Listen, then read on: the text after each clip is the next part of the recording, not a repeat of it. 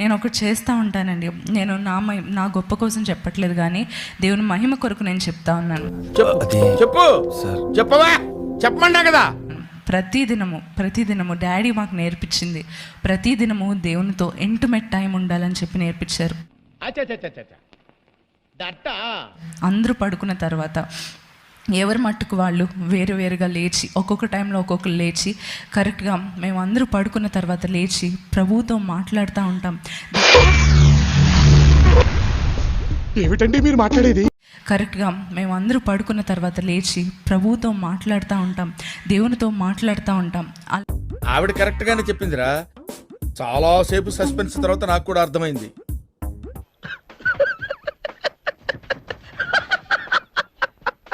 అలా ఎప్పుడైతే నేను ప్రారంభించానో నిజంగా నా జీవితం ఒక యూటర్న్ తీసుకుందండి.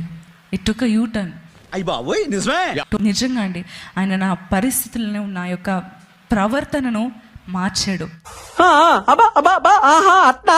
దేవునితో మాట్లాడడం మొదలుపెట్టగా నేను ఎదురు చూస్తున్న వాటి కొరకు జవాబులు పొందుకోవడం మొదలుపెట్టానండి. ఏంటిది మాకేంటిది అంటున్నాను. సరిపోయింది ప్రభా, ఎదురు చూస్తున్నానయ్యా, ఎప్పుడు ఇస్తావయ్యా జవాబని కన్నీరు కారుస్తూ ఉండేదాన్ని. ఆయన నా కన్నీటిని నాట్యముగా మార్చాడు. ఏంటి బాబా అన్న ఇంకోసారి ఉండేదాన్ని. ఆయన నా కన్నీటిని నాట్యముగా మార్చాడు. పిక్చర్ల గురించి వెంటనే కానీ లైవ్ లో ఇదే చూడటం. మీ కన్నీటిని కూడా నాట్యముగా మార్చబోతున్నాడు. హల్లెలూయా. దేవునితో ప్రత్యేకమైన సమయం కలిగి ఉండాలి. పిచ్చి మీకై ఉండాలి, ట్రీట్మెంట్ మాకై ఉండాలి. అంటే నాకు పిచ్చా? అవును, క్లియర్ గా ఉందిగా.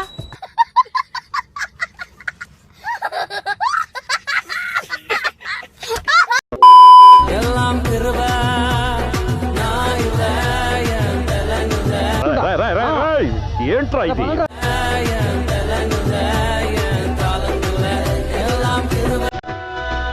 ఎవ్వడు తగ్గటంలా, ఎవడు కూడా యాక్టింగ్ ఎరగదీసేస్తున్నాడు. ప్రైజ్ మ్యాన్ కొట్టేద్దామని. ప్లీజ్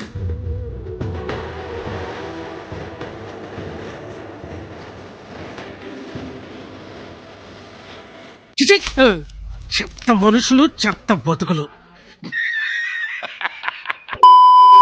ముందాగే వాళ్ళు పైకి లేకుండా. ఓకే, ఎన్ని సంవత్సరాలుగా తాగేవాడివి నువ్వు? అది ఫస్ట్ నుంచి కొంచెం మైక్ మంచిగా పట్టుకో. లారీ ఫీల్డ్ తాగుతానే ఉన్నా. Okay okay. సరే, మధ్యలో ఏం చేశానంటే పెళ్లి పెట్టుకున్నాక తాగా ముందు. అయ్యగారు నా కాడికి వచ్చి, ముందు తాగనని ఒప్పందం అయ్యావు, నువ్వు ఎందుకు తాగుతున్నావు? నీ పిల్ల పెళ్లి నేనే దగ్గరుండి చేశాను, నీకంతా మంచి జరిగింది, ఎందుకు తాగావు అన్నాడు. అంటే అది కుర్రోళ్ళతో కలిసి ఏదో సరదాగా తాగాలి అన్న. కుర్రోళ్ళతో కలిసి ఏదో సరదాగా తాగాలి. అది అయిపోయినాక మళ్ళీ రెండోసారి కావాలని తాగా. నేను తాగనన్నా, మళ్ళీ ఎందుకు తాగావు అన్నాడు. ఏదో సరదాగా తాగాలి అన్న. ఇక నీకు నాకు సంబంధం లేదని వెళ్ళిపోయాడు. ఇక ఊళ్ళంతా ఎలర్జీ వచ్చి 3 సంవత్సరాల నుంచి మామూలుగా నాకు బాధపడుతున్నా. అసలు నరకం కనపడుతుంది నాకు. అయ్యో సానుభూతి వద్దురా. మొన్న జనవరి ఇప్పుడు ఏం జరిగింది మీకు? ఇక ఊళ్ళంతా పాంప్లెట్ చూసాను, బెల్లంపల్లి వచ్చాను. అయ్యగారు ఎప్పుడు వచ్చారు బెల్లంపల్లికి? మొన్న జనవరి 1 అయిపోయినాక ఆదివారం వచ్చాను. బెల్లంపల్లికి వచ్చారు. వచ్చినాక అయ్యగారు ఇప్పుడే నా వెళ్ళింది అన్నాడు. ఇక మమ్మీ మేము ఉండాలి, లేకపోయినా ప్రార్థన చేసుకుని వెళ్తే దీవిని వచ్చింది అన్నారు. కాలంటర్ పట్టుకొని వచ్చేసి ఇక అయ్యగారు ఎట్ట పట్టుకున్నది ఉంది కదా. ఇక చూడంగా ఇంట్లో మాకు ఇడుదల వచ్చేసిందని నమ్మకంతో ఉండ. అగరబత్తి కాదు, మన కానుపూరి పోయి రాగానే గుంటూరులో పాంప్లెంట్ చూసా. పాంప్లెంట్ చూడంగానే నైట్ లో ఇక ఊళ్ళంతా అట్ట జలతరిచ్చేసి. పాంప్లెంట్ చూడంగానే నైట్ లో ఇక ఊళ్ళంతా అట్ట జలతరిచ్చేసింది.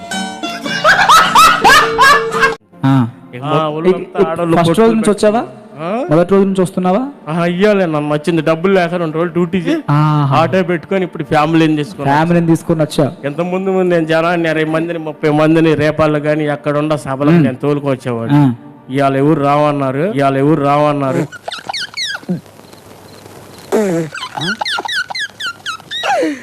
ఆపుకోలేకపోతున్నాను రా. నిన్ను ఇక ఏ బంధకాలు ఆపలేవు. పరిశుద్ధాత్మ శక్తితో అభిషేకింపబడిన వ్యక్తిని ఏ బంధకములు ఆపలేవు, ఏ సంఖ్యలు ఆపలేవు. రే ఏంట్రా ఇది? ఏ చెరసాల అడ్డుకోలేదు, ఏ సంఖ్యలు ఆపలేవు. పేతురు అభిషేకింపబడ్డాడు. అభిషేకింపబడిన వ్యక్తిని సంఖ్యలు అప్పగించాయా? భగవంతుడా, చివరికి పిచ్చోని కూడా చేసావంటయ్యా. చెరసాల అప్పగించగలరు. నో, చెరసాల తలుపులు తెరవబడుతున్నాయి. నిన్ను ఏ తలుపులు మూసి బంధించి ఉంచలేవు. నువ్వు అభిషేకింపబడిన వ్యక్తివైతే, నువ్వు పౌలు శీల అభిషేకమైన వ్యక్తివైతే నిన్ను ఏ సంఖ్యలు బంధించి ఉంచలేవు. అని ఎవరికైనా చూపించండి రా, వదిలేయకండి రా బాబు అని అలాగా కూర్చోబెట్టి చెప్పండి రా, వదిలేస్తారేటలాగా. నీ భర్తలను బంధించి ఉంచడం అసాధ్యమా? నీ కూతుర్లు, నీ తల్లిదండ్రులు, నీ కుటుంబం వారు, నీ స్నేహితులు నిన్ను ముందుకు కదలకుండా బంధించి ఉంచడం అసాధ్యమా? కారణం నీలో ఉన్న అభిషేకం. వ్యక్తిత్వాలు మార్చుకుంటారా అంటే అబ్బాయి మేము మారం ఇలాగే ఉంటామంటే ఎవరికి నష్టం అండి? ప్రతి సంఖ్యను పెంచి పరిగెత్తేలా చేయబోతున్నది. ప్రతి బంధకాలు పెంచి పరిగెత్తేలా చేయబోతుంది.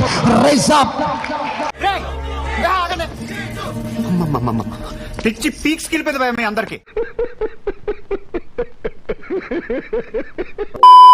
ప్రభు నిజమైన దేవుడు, అరవకు పిచ్చోన్లా సపరేగా ఉండాడు. యేసుప్రభు పాపుల రక్షకుడు. ఎవరు చెప్పింది నీకు? ఇట్లా మాట్లాడతావా? మైకి ఇట్లా మాట్లాడుతురా అని విషయం అంటే పాపం రక్షించేస్తాడు. రేపిస్టుల్ని, టెర్రరిస్టుల్ని కూడా అందరినీ రక్షించి జనాల మీద దోసుకుండా వదిలేస్తాడు. ఇంకా పోలీసులు నోరు మూసుకుని రాజ్యాంగం, పోలీసులు చేతులు కట్టు కూర్చోవాలి. నీ ఇంట్లోకి ఒకడు, నీ ఇంట్లో నేను అనకూడదు, నీకు అర్థం అవ్వాలంటున్నా, నీ ఇంట్లో ఆడపిల్లలు ఉండగా ఒకడు జ్వరపడితే చెప్పు తీసి కొడతావా కొట్టవా? ఇక్కడే సలేగడనా గట్ల చేస్తే కాళ్ళు నరికి నెత్తి నేలకేసి కొట్టి చంపేస్తా. ఆడు పాపాన్ని వదిలేస్తావా? చెప్పు చెప్పు అన్ని ఎందుకు ఇంత లేటు? కొట్టవా? నువ్వు దేవుడికి క్షమించాడని చర్చి తీసుకుని పూజ చేయించి వదిలేస్తావాడిని. ఎందుకు చొరబడతాడని అడిగిన సమాధానం చెప్పే. ఎందుకు సరిపడతారా? మరి జరిగాన్ని ఏంటి అకృత్యాలని? చొరబడితే ఇప్పుడు పనిష్మెంట్ ఇస్తారు. దాన్ని ఎందుకు పనిష్మెంట్? వాళ్ళ పాపి కదా వాడు, క్షమించి వదిలేచ్చు కదా. అవును, క్షమించి వదిలేచ్చు కదా. ఏంటి ఒప్పుకుంటానండి? మూర్ఖుడు. అదేంట్రా అదేంట్రా? నేను దొంగ, నేను ఒప్పుకోలేదు అనుకో, దొంగతనం చేసినా నేను దొంగను కదా, నేను ఒప్పుకుంటే దొంగ అవుతానా? నీకు ఉందిరా? మరి పాప ఒప్పుకుంటే క్షమించబడదు. క్షమించబడతాం ఏంటయ్యా? కరెక్ట్గా చెప్పు. నాకు బీపీ తెప్పేది. పాపని క్షమించమేంటి? తప్పు చేయను తొక్కు పెట్టి నార తీయాలి, నరకేస్తారు. అది మానేసి పాపని క్షమింతే నాశనం అయిపోతుంది దేశం మొత్తం. అలాగే క్షమించిన ఎన్ని కంట్రీలు, దుబాయ్ అలాగే క్షమించి వదిలేస్తున్నారా? పొట్టోడికి దోలు తీరిపోయింది.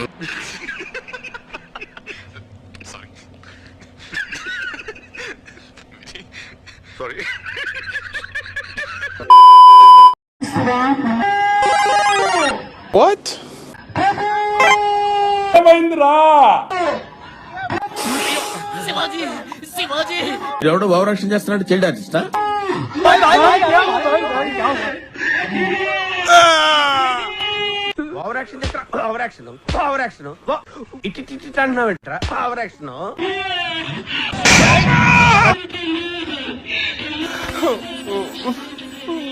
ఎవిరా బాలరాజు, ఎవిరా ఉపయోగం దేశానికి నీ వల్ల బేవకు. మీరు ఒక్కరే ఉన్నారా? రే రే చాలా పాపం రా. మీరు ఒక్కరే ఉన్నారా ఇంకెవరు ఉన్నారా? రే చాలా పాపం రా.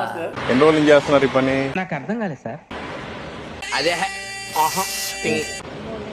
3 నెలలు అవుతుంది. మీ భర్త ఉన్నాడా? ఎవడురా నువ్వు? ఏమాత్రం ఉన్నాయి అప్పులు? 4 లక్షలు. నీ పని నువ్వు చూసుకో. యేసు ప్రభు తెలుసా నీకు? యేసు ప్రభు చాలా మంచి దేవుడు. పెద్ద ప్లానింగే, పెద్ద ప్లానింగే.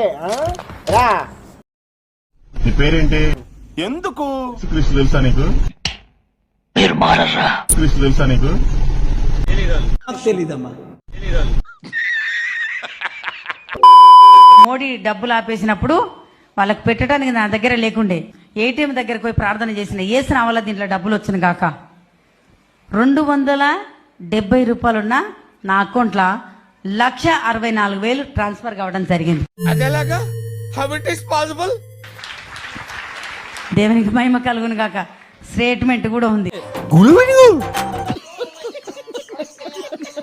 సో ఇది ఫ్రెండ్స్ ఈ రోజు వీడియో. వీళ్ళ ఘోరాలు చాలానే ఉన్నాయి, అవన్నిటి మీద ముందు చాలా వీడియోలు చేశాను, అవి కూడా ఒకసారి చెక్ చేయండి. ఈ వీడియో నచ్చితే లైక్ చేసి ఇలాంటి మరెన్నో ఫన్నీ ట్రోల్స్ కోసం నా ఛానల్ ని సబ్స్క్రైబ్ చేసుకోండి. వీళ్ళ ఘోరాలు ఇంకా కావాలంటే నెక్స్ట్ పార్ట్ కావాలని కమెంట్ చేయండి. దెబ్బకి కమెంట్ బాక్స్ పగిలిపోవాలి. లాస్ట్ వీడియోకి చాలా సపోర్ట్ చేశారు, ఈ వీడియోకి కూడా అలా సపోర్ట్ చేస్తారని ఆశిస్తూ నెక్స్ట్ వీడియోలో కలుద్దాం. అంతవరకు సైనింగ్ ఆఫ్, బై బాయ్. ఈ కార్యక్రమం ఇంతటితో సమాప్తం. రేపు ఇదే అలవాసులపై మళ్ళీ కలుసుకుందాం. అంతవరకు సెలవు మరి.